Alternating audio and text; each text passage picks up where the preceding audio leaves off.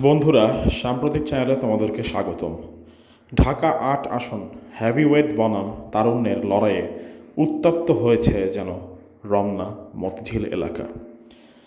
জাতীয় সংসদ নির্বাচনকে সামনে রেখে দেশবাসীর নজর এখন অনেকটাই ঢাকা ৮ আসনকে ঘিরে। বিএনপির হেভিওয়েট প্রার্থী এবং নতুন প্রজন্মের প্রার্থী নাসিরউদ্দিন পাটোয়ারীকে কেন্দ্র করে সেখানে চলছে তীব্র রাজনৈতিক উত্তেজনা।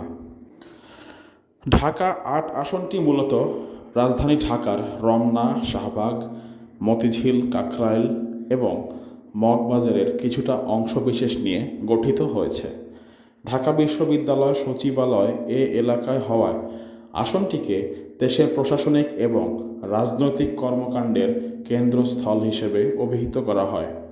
নির্বাচনের তফসিল ঘোষণার পর সাংস্কৃতিক সংগঠন ও ইনকিলাব মঞ্চের মুখপাত্র ও ঢাকা বিশ্ববিদ্যালয়ের সাবেক শিক্ষার্থী শরীফ ওসমান হাদিকে গুলি করে হত্যার ঘটনায় এ আসনে লড়াইয়ের রাজনৈতিক ভাষা যেন ভিন্ন রূপে আবির্ভূত হয়েছে।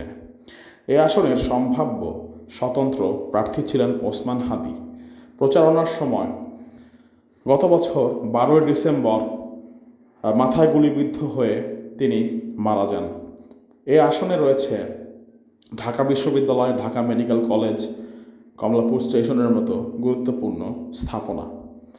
সচিবালয়, মতিঝিল, পল্টন এবং শাহবাগ এলাকার ভোটারদের বড় একটি অংশ সরকারি কর্মকর্তা এবং ব্যবসায়ী ও চাকরিজীবী। অন্যদিকে শান্তিনগর, রমনা, সিদ্ধেশ্বরী এবং মালিবাগে মূলত উচ্চবিত্ত এবং মধ্যবিত্ত মানুষের বাস। এদিকে ঢাকা বিশ্ববিদ্যালয়, মেডিকেল কলেজ, বুয়েট এই আসনে হওয়ায় ছাত্রদের সংখ্যাও বিপুল। নির্বাচন যত ঘনিয়ে আসছে, প্রচারণায় মুখরিত হচ্ছে প্রার্থীরা। এদিকে মির্জা আব্বাস এবং নাসিরউদ্দিন পাটোয়ারী একে অপরের প্রতি অনেকটাই অরাজনৈতিক সুলভ আচরণ করছেন। কেননা তরুণ প্রার্থী নাসিরউদ্দিন পাটোয়ারী তার ভোট প্রচারণার সময় প্রায়ই মির্জা আব্বাসকে চাঁদাবাজ এবং সন্ত্রাসবাদের জনক বলে অভিহিত করছেন।